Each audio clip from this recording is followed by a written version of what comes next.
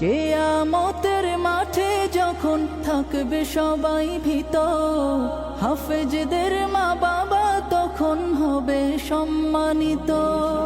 কিয়ামতের মাঠে যখন থাকবে সবাই ভীত, হাফেজদের মা বাবা তখন হবে সম্মানিত। তাদের